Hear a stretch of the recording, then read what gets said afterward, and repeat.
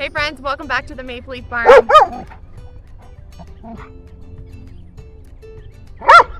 I'm Libby, and today we're just doing a bunch of spring maintenance cleanup. It's pretty bright outside today. It feels really good. It's very humid. It is a fluke because we were supposed to get a full rain day today, but I guess it's gonna be pushed back till tomorrow. So I thought it'd be really smart to get out here and just clear some of these yucky dahlia and zinnia beds that have been neglected. We dug up all the tubers that we wanted and then we left everything else out here. That was back when I had really bad bronchitis and I just didn't have the energy or the health to get out here and clean up. So now it's time to do that so that we can go ahead and make sure it's all clear. We're gonna put down the silage tarp for a couple of weeks and then we'll have a friend come out and till it before we then add more compost and then we plant. So there's a lot to get done, and so we got to take advantage of the days that are nice and sunny like this, because I know in a couple of days it's supposed to get back down to 29 degrees. So one thing that they don't show you in a lot of YouTube videos is kind of like the yucky side of flower farming.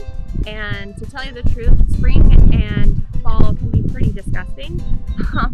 You have this section behind me that's I don't know, we call it the channel of water. It's a low point on the farm and it just collects water when it rains a lot. And we've had inches and inches of rain in the last couple of days.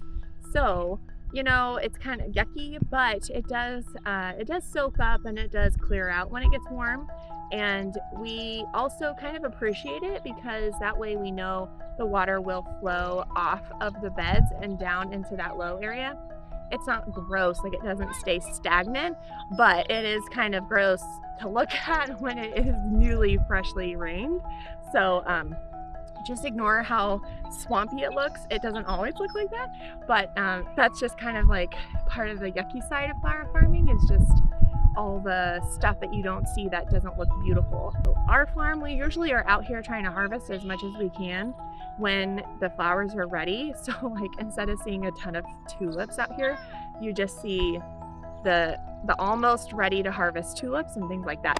So I'm always here to show you kind of like the ugly side of flower farming, and this swampy, there goes a little ladybug, so cute. Anyways, this swampy part back here, it's not always this gross, but it is today. The dilapidated chicken coop back here is going to be going away in the next month. We are starting our kitchen remodel, and because of that, we're gonna go ahead and get the big dumpster and we're going to take the chicken coop and get it away. I'm hoping that this section of the farm back here where the chicken coop is, that hopefully is going to be where our high tunnel is going to be, but we'll see. I think that's the best logical place to put it. Okay, let's get to it. This is exactly what we're trying to pick up. So, I mean, it will decompose.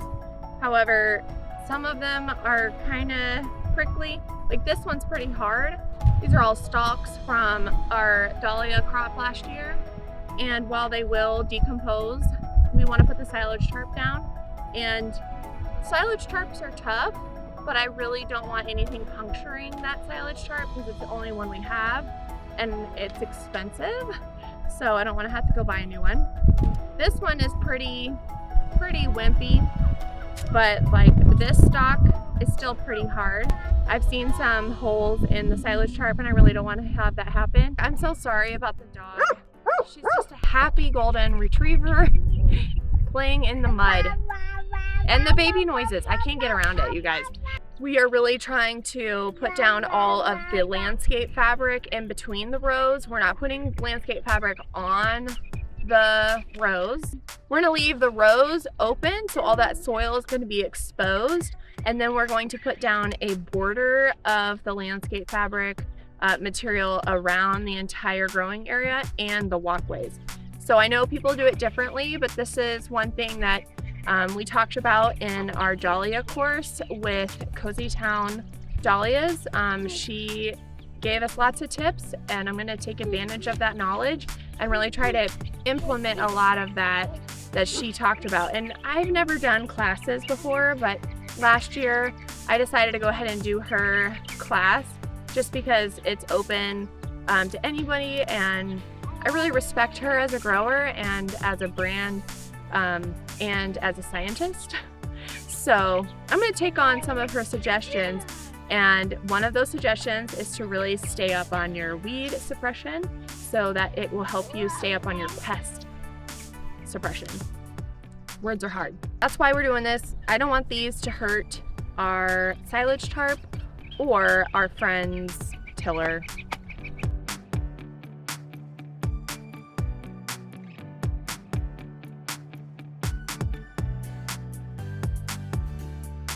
So like I said, these rows were all dedicated to our dahlias and zinnias last season, and we just want to make sure that it's all cleaned up and any remaining parts are taken to the compost, and that'll allow us to have a really great start to our season this year.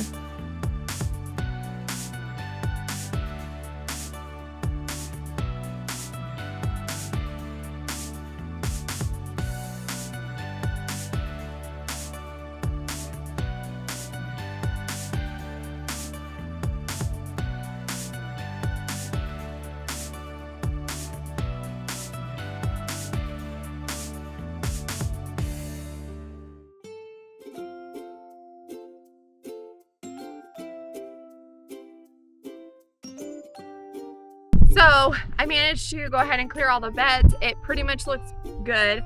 I mean, I'm sure I missed some, but all the big stakes that I saw were semi sticking out of the ground or just on the ground. I went ahead and collected those. We put them in the compost pile, and then I'm going to go ahead and, with the help of my little 4-year-old assistant, going to try to get the silage tarp over this section, put the sandbags on top of it, and that way it'll start to kill all the grass and the weeds and all those seeds that are there in the soil ready to germinate.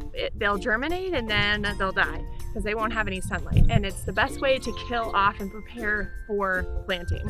So let's go do that. So what is a silage tarp? A silage tarp is typically a very heavy polyurethane tarp. Typically it's black on one side and white on the other.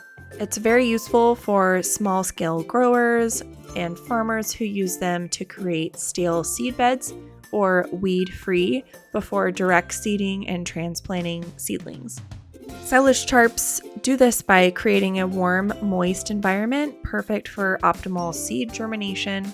Then the tarps block all the sunlight, so once the weed seeds germinate, they're deprived of light and they simply just die. This technical process is called occultation.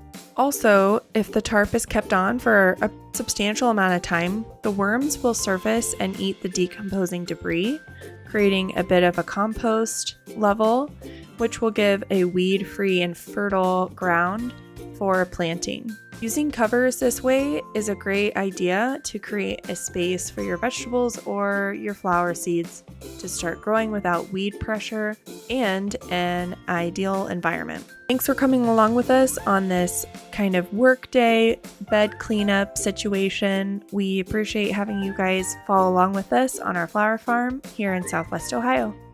Thanks for watching. We'll see you in the next video.